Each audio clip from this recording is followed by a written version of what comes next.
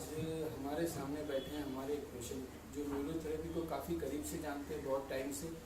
तो हमने इनका कुछ दिन से प्रॉब्लम चल रहा था, तो इन्होंने जब हमारे पास 7 डेज़ बैक आए थे, तब इनका ड्राई कफ था और इनका एंटीबायोटिक लेने के बावजूद इनको कोई आराम उतना नहीं था और शरीर में काफ़ी सारा साइड इफ़ेक्ट्स था और भूख भी बिल्कुल कम हो गई थी।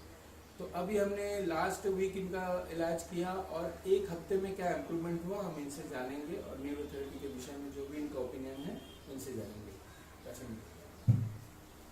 बोलिए पटवा जी, आपको लास्ट वीक में कैसे थे और आप अभी एक बार नाम बोल के। हाँ, मैं प्रवीण पटवा रेगुलर इस सेंटर में आता हूँ न्यूरोथेरेपी के लिए। कोई भी प्रॉब्लम होता है और लास्ट 10 दिन पहले बहुत सर्दी खांसी होने से हमने दवाई लिया। जो एंटीबायोटिक दवाई बहुत ही असर किया, लीवर वगैरह फंक्शन बंद हो गया और कुछ खाना नहीं खा सकते था। दवाई बंद करने के बाद हमने यहाँ 1 सप्ताह से जो ट्रीटमेंट लिया उससे काफ़ी इम्प्रूवमेंट है।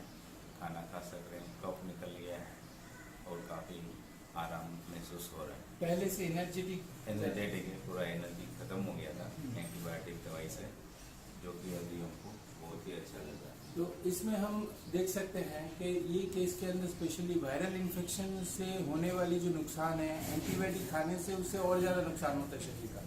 तो न्यूरोथेरेपी कैसे वायरल इन्फेक्शन में काम कर सकती है और कैसे कफ जो है उसको शरीर में बैठने नहीं देता, उसको संपूर्ण रूप से उठा देता है, शरीर से निकाल देता है और लंग्स को फ्री कर देता है, जिससे लीवर फंक्शन भी दुरुस्त हो जाता है और भूख भी सही ढंग से लगता है और सर्दी खांसी जुकाम और वायरल से होने वाले जो तकलीफ